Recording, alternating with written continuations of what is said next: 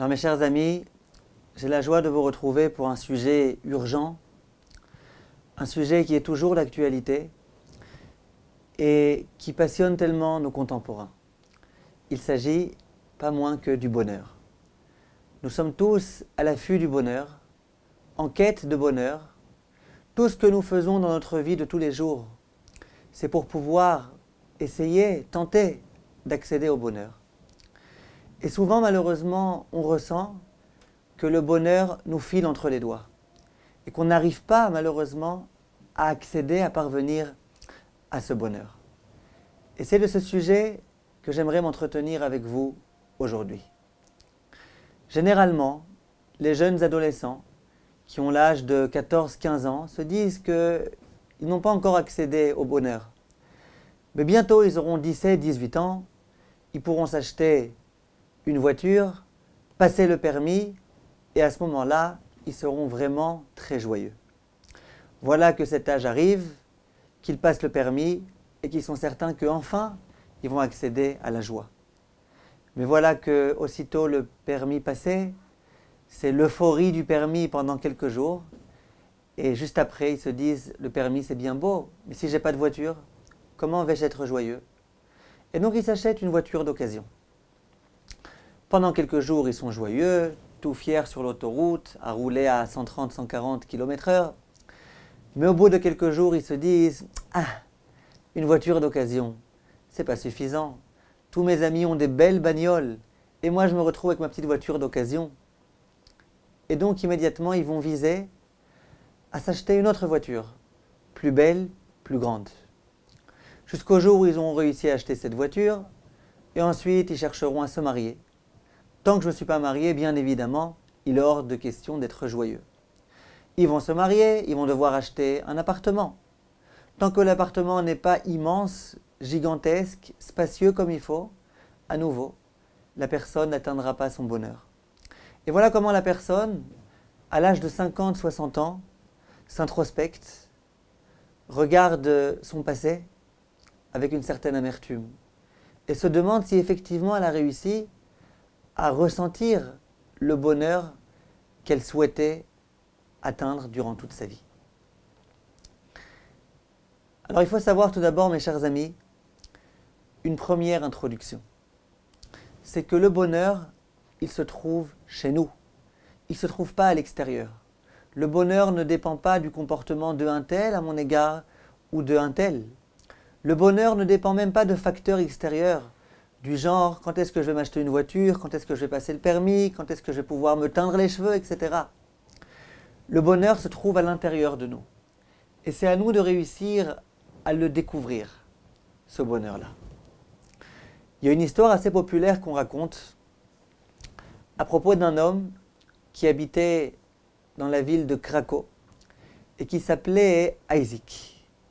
Cet homme-là avait beaucoup de mal à gagner son argent.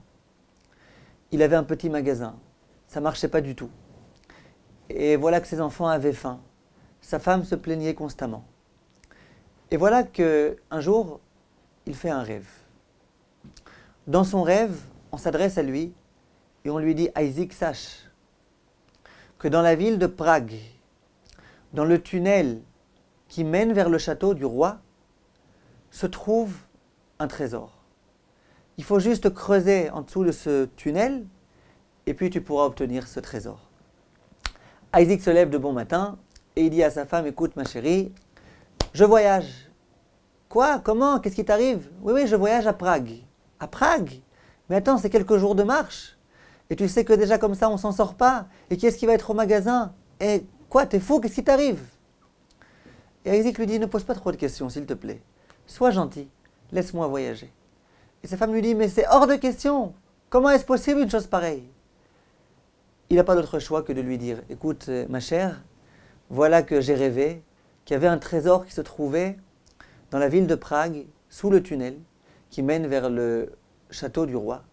Et puis il me suffit de creuser, et puis voilà, je trouverai ce trésor, et qui sait, peut-être qu'on fera fortune. » Sa femme, à ce moment-là, lui fait une grande grimace, et lui dit « Mais tu plaisantes ou quoi? Qu'est-ce qui t'arrive? Toi qui as toujours l'esprit tellement cartésien, tellement réaliste. T'as pas la tête sur les épaules, t'as pas les pieds sur le sol, qu'est-ce qui t'arrive? Sois pied à terre un petit peu. Quoi, parce que t'as fait un rêve, t'es prêt maintenant à investir des jours entiers, à aller jusqu'à la ville de Prague? Qu'est-ce qui t'arrive, t'es fou? Il lui dit, arrête de me poser trop de questions, s'il te plaît. Laisse-moi y aller. Et voilà qu'il s'engage dans ce long chemin qui le mène jusqu'à la ville de Prague. Il s'approche de ce tunnel et comme vous vous imaginez, mes chers amis, devant ce tunnel, dans ce tunnel, il y a plein de gardes qui sont censés protéger le château du roi. Ce Isaac fait des va-et-vient, il ne sait pas très bien quoi faire. Il se dit, si maintenant je me mets à creuser, on va m'attraper tout de suite, on va m'arrêter. Et il fait des va-et-vient en réfléchissant, se demandant quoi faire. Jusqu'au moment où il y a un garde qui s'approche de lui et qui lui dit avec beaucoup d'autorité, « Monsieur, que faites-vous ici ?» Alors lui, il est complètement désarçonné et il lui dit, je vais vous dire, à vrai dire, j'ai fait un rêve cette nuit. Et cette nuit, j'ai rêvé que sous ce tunnel-là se trouve un trésor. Et donc je suis venu pour essayer de creuser pour pouvoir découvrir ce trésor. Ce gardien, avec beaucoup de condescendance, regarde ce Isaac et lui dit « Mais qu'est-ce qui t'arrive ?» Et il s'éclate de rire. Il lui dit « Tu sais de quoi moi j'ai rêvé cette nuit justement ? J'ai rêvé que dans la ville de Cracow, sous le four d'un homme qui s'appelle Isaac, fils de un tel, il y a un trésor qui se cache. Et alors, tu crois que c'est pour autant que je vais aller me déplacer jusqu'à la ville de Cracow pour aller fouiller sous le four de cet homme-là? Allez, va-t'en d'ici !» Immédiatement, Isaac rebrousse chemin et il se dit « Mais c'est quand même bizarre. Ce garde-là a rêvé que sous le four de Isaac, c'est-à-dire moi, fils d'un tel, c'est mon père, il y a un trésor qui se cache. » Il se dépêche de rentrer chez lui à la maison. Il creuse sous son four et il s'aperçoit qu'effectivement, il y avait un immense trésor qui se trouvait. Cette histoire, on a l'habitude de la raconter. Quelquefois, on pense que c'est un mythe, c'est une histoire qui ne s'est jamais produite. Mais il y a eu des témoignages de personnes qui ont voyagé dans la ville de Cracow, qui se sont rendus dans le grand Beth Knesset de cette ville-là, et qui ont vu écrit en gros sur un panneau toute cette histoire-là. Et en dessous du panneau, il y avait écrit « Ce Beth Knesset a été bâti avec l'argent qu'a donné ce fameux Isaac de son maaser, une fois qu'il a trouvé ce trésor. » Donc cette histoire est vraie. Qu'est-ce qu'on apprend de cette histoire, mes chers amis? Que souvent on pense que la richesse se trouve ailleurs, que le bonheur se trouve ailleurs, alors qu'en fait, il se trouve chez nous. Si jamais on avait fouillé chez nous, si jamais on avait creusé chez nous, on se serait aperçu qu'on a tous les instruments, tous les ustensiles pour pouvoir accéder au bonheur. C'était un premier point, mes chers amis, qu'il faut qu'on sache. Il est écrit dans un enseignement de nos maîtres, « En adam met vechatzi ta'avato beyado » Jamais un homme quitte ce monde en ayant assouvi ne fût-ce que la moitié de ses désirs. Immédiatement, le texte s'explique. « Yesh lo mane rotse mataim » Un homme qui a 100 euros, 100 $, il n'a qu'une aspiration, c'est d'en avoir 200. Yesh lo mataim rotse arba meot. Un homme qui a 200 euros, il souhaite en avoir 400. Bref, disent nos maîtres, lorsqu'un homme quitte ce monde, il n'a jamais assouvi même la moitié de ses désirs. Parce que s'il avait 100, ça ne lui suffisait pas. Il n'avait qu'une envie, c'est d'avoir 200. S'il avait 200, il n'avait qu'une envie, c'est de pouvoir avoir 400. Vous devriez, mes chers amis, si vous avez l'esprit matheux, immédiatement m'objecter, me poser une question très forte. Vous devriez me dire, mais Rav, ça ne fonctionne pas. Qu'est-ce que vous êtes en train de dire? Que jamais un homme quitte ce monde en ayant ne serait-ce que la moitié de ce qu'il souhaitait. Et la preuve, c'est que s'il avait 100, il souhaitait avoir 200. Bon, il avait la moitié. La moitié de 200, mes chers amis, c'est 100. Si jamais il a 200, il veut 400. Alors il a la moitié. Pourquoi on me dit que jamais il meurt en ayant même la moitié de ce qu'il voulait? Mais si, il avait la moitié. Parce qu'il avait 100 et il voulait 200. Donc il avait bien la moitié. Dit le Gaon de Vilna, non. Quand on dit que si jamais il avait 100, il souhaitait 200, c'est 200 en dehors de ses 100. S'il avait 100 shekels chez lui, il voulait 200 shekels en dehors de ses 100 shekels. Et si jamais il en avait 200, il souhaitait avoir 400 en dehors de ses 200. Donc en fait, lorsqu'on pense que le bonheur proviendra du fait qu'on a une grande richesse, qu'on a beaucoup d'argent, qu'on a beaucoup de biens, qu'on sache qu'il faut qu'on se détrompe immédiatement. Parce qu'une personne qui a 100, elle veut avoir 200. Et donc, tant qu'elle n'a pas 200, elle n'est toujours pas tranquille, elle n'est toujours pas sereine. On voit de là, mes chers amis, au passage, et on se servira de cet exemple un peu plus tard, Bezrat Hashem, dans le cours. C'est intéressant de constater qu'une personne qui a 100, combien il lui manque? Il lui manque 200. Après le Gaon de Vilna. S'il a 100, il veut 200. Donc il a 100, il lui manque 200. Par contre, une personne qui a 200, combien il lui manque? Il lui manque 400. Donc une personne qui n'a pas beaucoup d'argent, qui se dit « Ouais, moi j'ai pas beaucoup d'argent, ma situation financière, économique est difficile, j'ai que 100 », eh bien il faut qu'il sache que d'une certaine façon, il a plus ce qu'il souhaitait que celui qui est très riche. Parce que celui qui a peu, il souhaite peu, il sent qu'il a un petit manque, alors que celui qui a beaucoup, il sent qu'il a un grand manque. On reviendra à ça, Bezrat Hashem, par la suite. J'aimerais à présent, mes chers amis, vous lire un enseignement qui est contenu dans le maxime de nos pères, Pirkei Avot, dans lequel on s'interroge. Ezeu Ashir, qui est l'homme qui est véritablement riche? A priori, vous me diriez, c'est quoi cette question bizarroïde? Qui est riche? Celui qui est millionnaire? Celui qui est milliardaire? C'est-à-dire quoi, qui est-ce qui est riche? Dit la Mishnah de Pirkei Avot, Asameach bechelko. Celui qui est joyeux de ce qu'il a. Chaque personne a des qualités, de l'argent, une situation, un rôle à jouer. Celui qui est joyeux de ce qu'il a, celui-là est véritablement riche. Je vous pose une question, mes chers amis. Quel rapport? Quel rapport avec la richesse? Si on m'avait demandé qui est joyeux et qu'on m'avait répondu celui qui est content de ce qu'il a, j'aurais compris.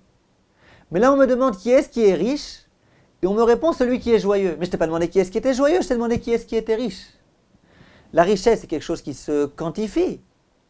Dis-moi combien de zéros il faut qu'il ait dans le compte en banque. Pourquoi tu as besoin de me dire maintenant, celui qui est joyeux de ce qu'il a, il est vraiment riche? Et en dehors de ça, mes chers amis, je peux vous dire, de ma petite expérience, que généralement, lorsqu'on cite ce texte, c'est à chaque fois avec une certaine rasra, en essayant de réconforter des personnes qui se trouvent dans la pénurie, dans la difficulté. Et on essaye de les consoler en leur disant, tu sais, tu n'as pas beaucoup d'argent, tu sais, ta situation est difficile, mais sois rassuré. Et Zéou Achir, qui est riche? Celui qui est joyeux de ce qu'il a. Il faut savoir, mes chers amis, que si les Pirkei Avot nous enseignent cela comme étant un enseignement de première grandeur, c'est que ce n'est pas une consolation, c'est un véritable enseignement. Donc il faut comprendre qu'est-ce qui se cache ici, dans cet enseignement-là.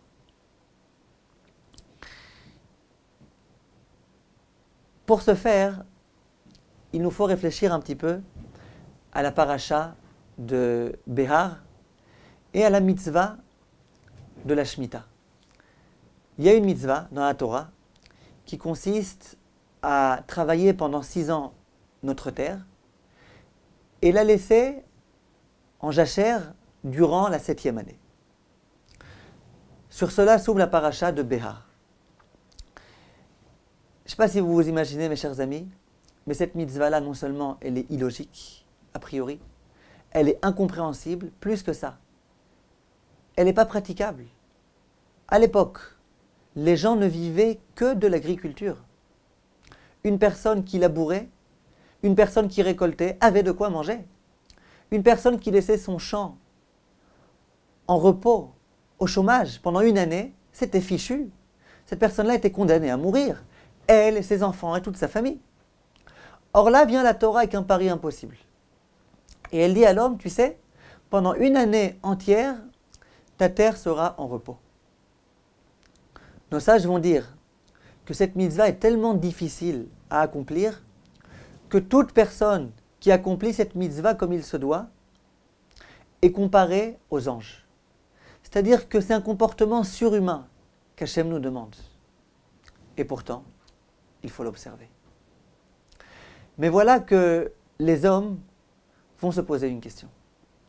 Et ils vont se dire, d'accord, je veux bien que ce soit une mitzvah importante, je veux bien que ce soit une mitzvah qui prouve ma foi en Hachem, qui prouve mon attachement inconditionnel à Hachem. Je veux bien que ce soit une mitzvah tellement belle qu'au moment où je l'accomplisse, je sois comparé à un ange. Mais finalement, de quoi vais-je manger? Lorsque mes enfants vont me dire « Papa, j'ai faim », qu'est-ce que je vais leur donner à manger? Je vais leur parler de la beauté de cette mitzvah, je vais leur parler du fait qu'on est comme des anges. D'accord, c'est bien, c'est beau, mais finalement, pratiquement, concrètement, qu'est-ce que je vais leur donner à manger à mes enfants? C'est une question légitime, mes chers amis, avouez-le. Eh bien, la Torah, elle anticipe cette question. Et elle dit de façon explicite « Vechi tomru manochal bashana ashvit » Et si vous vous interrogez, que va-t-on manger durant cette année? Hein lo nizra. Cette année, on ne va pas pouvoir ensemencer notre champ. Cette année, on ne va pas pouvoir le labourer. Cette année, on ne va pas pouvoir récolter. Que va-t-on manger? Dit Hachem, lorsque vous poserez cette question, ne vous inquiétez pas. Pas de souci. Vetsiviti et birchati lishloshet hashanim. Je vous donnerai une profusion tellement grande que durant la 6e année, il y aura une triple récolte. Si généralement votre récolte se solde à 1000 kilos, cette année il y aura 3000 kilos. Pourquoi 3000 kilos? 1000 kilos pour que vous puissiez vivre durant la 6e année, comme vous le faisiez d'habitude. 1000 kilos pour que pendant la 7e année, alors que la terre n'est pas travaillée, que vous puissiez quand même être nourri. Et encore 1000 kilos pour la 8e année. La 8e année où il n'y a toujours pas de récolte, que vous puissiez malgré tout pouvoir manger. Donc, Dieu nous rassure. Et il nous dit, ne vous inquiétez pas, je vous donne une mitzvah, vous ne mourrez pas de faim. Lorsque vous poserez la question, que va-t-on manger? J'ai une réponse à vous apporter. Qu'est-ce que vous mangerez? Vous inquiétez pas. Moi, Hachem, qui ai régi les lois de la nature, qui m'occupe de la parnassa de tout un chacun, je m'occuperai aussi de la vôtre. Bracha extraordinaire. On pourrait faire un cours entier sur ce sujet-là. D'ailleurs, on l'a fait sur Torah Academy, concernant la véracité de la Torah, où on montre combien l'accomplissement de cette mitzvah et combien cette bénédiction qui a été donnée dans la Torah prouve combien la Torah est vraie pour les personnes sceptiques qui ont besoin de preuves. Dans tous les cas, revenons-en à notre Shemitah. Et permettez-moi, mes chers amis, de vous poser une question en béton. Au tout début, je pensais que c'était ma propre question à moi, jusqu'à ce que je me sois aperçu que c'est pas moins que le Sforno qui pose cette question. La question est la suivante. Avouez, mes chers amis, que la question que le peuple juif risque de se poser, que va-t-on manger durant la 7e année? C'est une question qui procède d'une certaine façon d'un manque de foi en Hachem. Lorsque Hachem nous donne la Torah et qu'il nous dit il y a une mitzvah pendant la 7e année de ne pas travailler votre champ, c'est clair que Hachem va se préoccuper malgré tout de notre vie, de notre subsistance. C'est pas logique de penser qu'Hachem nous donne une mitzvah qui va nous conduire inéluctablement à la mort. Donc lorsque Hachem, depuis le début, nous dit « Chers enfants, je vous ordonne, durant la 7e année, de ne pas travailler votre terre », c'était évident, c'était complètement implicite que « Ne vous inquiétez pas, je m'occupe de vous ». Donc lorsque les Béné Israël vont poser la question « Hachem, d'accord, je veux bien, mais qu'est-ce qu'on va manger ?» Vous êtes d'accord que cette question-là, c'est une question qui procède un petit peu du manque de Emouna en Hachem. C'est une question qui est mal placée. C'est une question qui est inutile. Pourquoi poser des questions? Fais confiance en Hachem. Alors je comprends qu'elle soit légitime lorsque l'homme est inquiet, angoissé. Alors évidemment, il se pose des questions. Mais vous êtes d'accord en tous les cas qu'il eût mieux valu ne pas la poser. Maintenant, si on étudie de façon logique les versets qui sont écrits dans la Torah, Hachem vient et dit au Béné Israël, je vous donne l'ordre de la Shemitah. Ensuite, il dit, Vechit omru, et lorsque vous vous poserez la question, que va-t-on manger durant la 7e année. Vetziviti et birchati. Alors, comme réponse à votre question, j'ordonnerai la bénédiction, la profusion. Si on étudie logiquement, mes chers amis, je suis sûr que vous avez un QI très élevé, autant que moi ou plus. Qu'est-ce qu'on peut déduire de là? Déduction tout à fait logique. Que puisque l'homme pose la question, dont on vient de dire qu'elle n'est pas superbe cette question, alors Hachem donne la profusion. Sous-entendu, si l'homme n'avait pas posé la question, il n'y aurait pas eu de profusion. C'est logique, mes chers amis, c'est indémontable. Écrit dans la Torah, il n'y a pas écrit « Je vous donne l'ordre d'accomplir la Shemitah et ne vous inquiétez pas parce que je vous donnerai une triple récolte la 6e année. » Auquel cas, il n'y aurait pas eu le problème que je vous pose maintenant. Il n'y a pas écrit ça. Il y a écrit « Je vous donne la mitzvah. » Et lorsque vous poserez la question « Alors comment on va se débrouiller pendant cette année-là » alors « Vetziviti et birchati » alors il y aura une bénédiction triple. Sous-entendu, si vous ne posez pas cette question, si jamais les Bnei Israël ne pensent pas à poser cette question, il n'y aura pas de bracha. Comment comprendre une telle chose? Parce qu'on pose une question qui n'est pas méritée, on a le droit à la bracha, à la bénédiction. Et si on n'avait pas posé la question, qu'on avait fait totalement confiance en Hachem, une confiance aveugle, on n'aurait pas eu le droit à la bénédiction. Incompréhensible. Voilà la question que pose le Sforno. Et vous allez voir combien la réponse va être prodigieuse. Vous allez voir combien elle va être évocatrice. Et vous allez voir combien elle va nous aider à pouvoir tenter de parvenir au bonheur qu'on souhaite tellement. On continue Bezrat Hashem la prochaine fois, mes chers amis.